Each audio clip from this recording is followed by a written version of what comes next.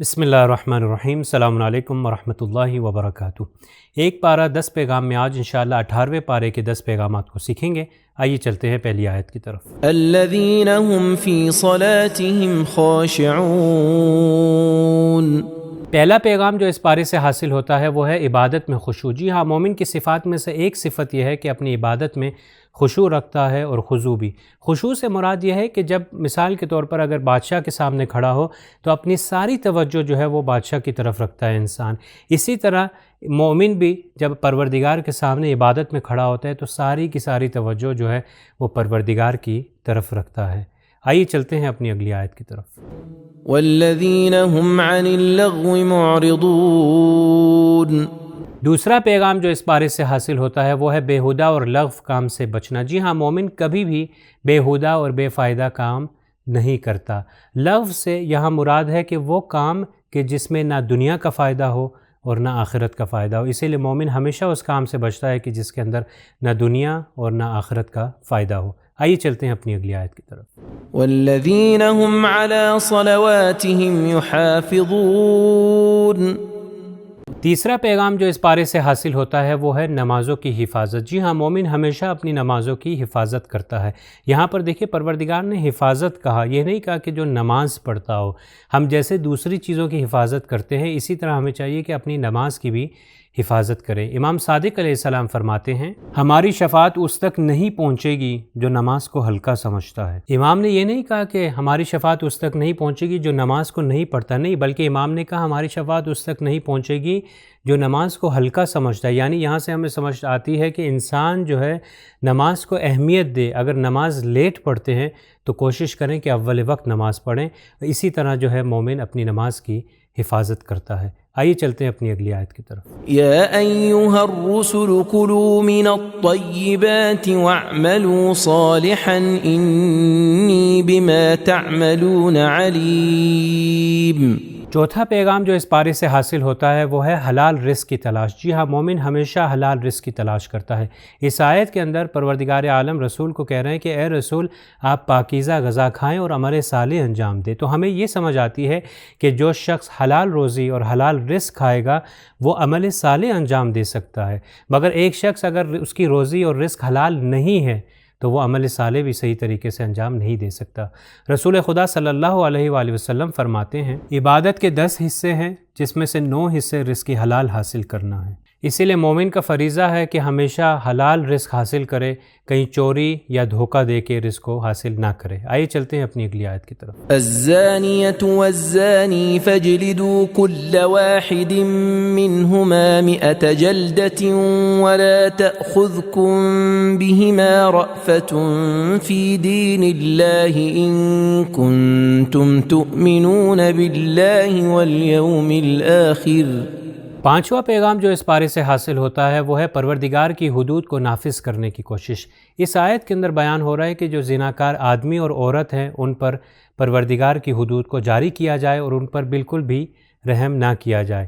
اس سے ہمیں یہ سمجھ آتی ہے کہ ہمیشہ جو ہے ہمارے معاشرے میں پروردگار کی حدود کو جاری ضرور کرنا چاہیے۔ رسول خدا صلی اللہ علیہ وآلہ وسلم فرماتے ہیں، خدا کی خاطر جو حج جاری کی جائے وہ 40 دن صبح بارش ہونے سے بہتر ہے۔ اس حدیث سے یہ سمجھ آتا ہے کہ معاشرے میں امنیت کی بہت اہمیت ہے، اور انفارچونیٹلی جو آج کی مشکلات ہیں اور ناامنی ہے اس کی سب سے بڑی وجہ یہی ہے کہ حدود الہی جو ہے وہ جاری نہیں کی جاتی۔ آئیے چلتے ہیں اپنی اگلی آیت کی طرف۔ ان الذين يحبون ان تشيع الفاحشة في الذين آمنوا لهم عذاب أليم في الدنيا والآخرة والله يعلم وأنتم لا تعلمون۔ چھٹا پیغام جو اس پارے سے حاصل ہوتا ہے وہ ہے فحشاء اور برائی کو پھیلانے سے پرہیز۔ جی اس آیت کے اندر سرزنش ہو رہی ہے ان لوگوں کے بارے میں، ان لوگوں کو سرزنش کیا جا رہا ہے کہ جو لوگ فحشاء اور منکر کو پھیلاتے ہیں۔ مومن ہمیشہ ہوشیار رہتا ہے کہ کبھی اس کے قلم سے نہ اس کی زبان سے سوسائٹی میں گناہ جو ہے پھیلائے جائے، کیونکہ خدا نہ کرے اگر ہماری وجہ سے دوسروں کے لیے گناہ کا دروازہ کھل جائے تو وہ جتنی بار بھی اس گناہ کو انجام دیں گے وہ ہماری گردن پر آتا رہے گا۔ تو اسی لیے مومن ہمیشہ اس چیز کا خیال رکھتا ہے کہ کبھی بھی فحشاء اور برائی کو نہ پھیلائے۔ آئیے چلتے ہیں اپنی اگلی آیت کی طرف۔ والطیبات للطیبین والطیبون للطیبات۔ ساتواں پیغام جو اس پارے سے حاصل ہوتا ہے وہ ہے شریک حیات کے انتخاب میں دقت کرنا۔ اخلاق اور پاک دامنی ایک امپورٹنٹ چیز ہے جو شادی کے اندر انسان کو مد نظر رکھنی چاہیے۔ اس آیت کے اندر بیان ہو رہا ہے کہ پاکیزہ لوگ، پاکیزہ مرد جو ہیں پاکیزہ خواتین کے لیے، اور پاکیزہ خواتین جو ہیں وہ پاکیزہ مرد کے لیے۔ اسی لیے شادی کو آسان بنائیے۔ شادی کے لیے لڑکے کے لیے اگر لڑکی ڈھونڈ رہے ہیں تو اس کے لیول کی ڈھونڈے، تاکہ کہیں ایسا نہ ہو کہ شادی اگر ہو جائے پھر شادی ہونے کے بعد جو ہے مشکلات پیش آئیں، وہ دقت پیش آئے اور انسان جو ہے وہ پشیمان ہو۔ اسی لیے شادی کو آسان بنائیے، شریک حیات کے انتخاب کرنے میں بہت دقت کریں تاکہ بعد میں پرابلمز جو ہیں وہ کریٹ نہ ہوں۔ آئیے چلتے ہیں اپنی اگلی آیت کی طرف۔ يا أيها الذين آمنوا لا تدخلوا بيوتا غير بيوتكم۔ آٹھواں پیغام جو اس پارے سے حاصل ہوتا ہے وہ ہے گھر میں داخل ہوتے وقت سلام کرنا۔ اس آیت میں کہا جا رہا ہے کہ دوسروں کے گھروں میں داخل ہونے سے پہلے ان کی اجازت لیں اور پھر سلام کریں۔ سلام کرنا مومن کی ایک صفت ہے۔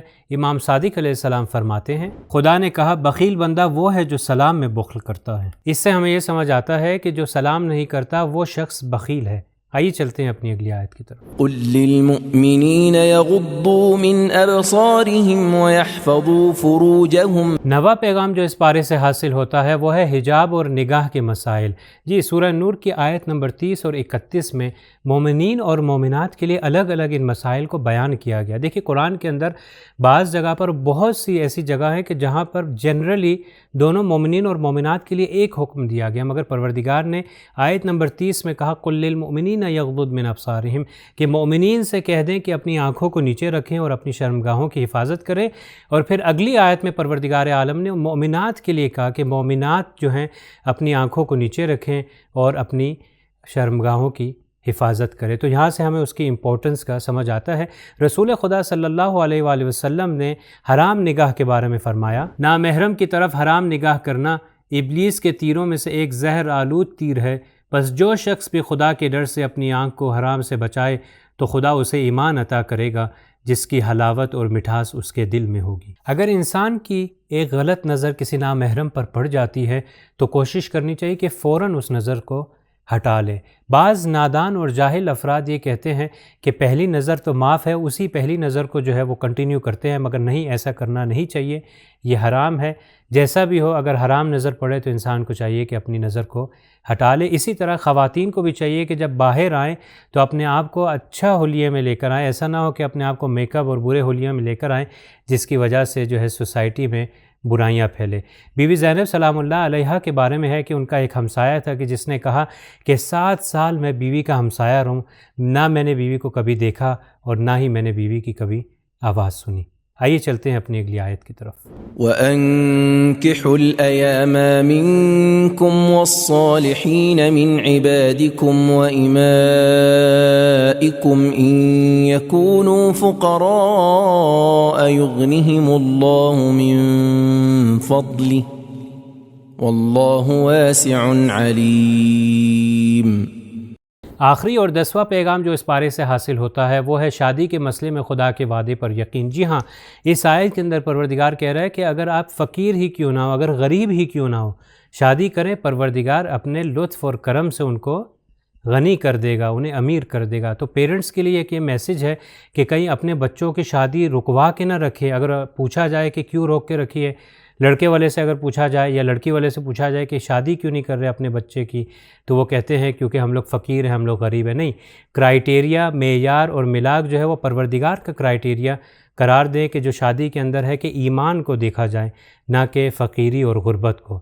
تو اگر ہماری سوسائٹی میں یہ بہت بڑی مشکل ہے، جتنے بھی جوان ہیں ہم دیکھتے ہیں کہ شادی کے ان مشکلات کے اندر ہوتے ہیں، اس سے یہ پتہ چلتا ہے کہ اگر ہم لوگ شادی نہیں کر رہے جو والدین، تو ان کو خدا پر اور خدا کے وعدے پر یقین نہیں ہے۔ تو آئیے انشاءاللہ خدا کے وعدے پر یقین رکھیں، خدا پر توکل کریں اور پروردگار کام کو آسان کرے گا۔ یہ تھے آج کے 10 پیغامات۔ انشاءاللہ کل پھر حاضر ہوں گے 10 پیغامات کے ساتھ۔ تب تک کے لیے والسلام علیکم ورحمۃ اللہ وبرکاتہ۔